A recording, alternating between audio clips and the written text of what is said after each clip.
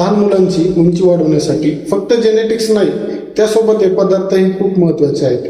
पण physical activity, झोप आणि बॅलन्स डाएट ही तितकाच महत्त्वाचं आहे. पण खास उंची वाढवण्यासाठी कोणते पदार्थ महत्त्वाचे आहेत आपण या व्हिडिओमधून जाणून घेणार आहोत. व्हिडिओ शेवटपर्यंत बघा.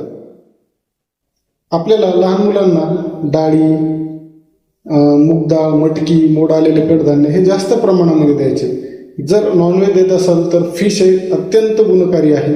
त्याबरोबर केळी, सफरचंद, संत्रा, जांभूळ हे पदार्थही द्या. यामध्ये व्हिटॅमिन सी, अँटीऑक्सिडंट भरपूर प्रमाणामध्ये असतात. आणि त्याचबरोबर बाळाला योग्य झोप, फिजिकल ॲक्टिव्हिटी, मैदानी खेळही तितकेच महत्त्वाचे आहेत.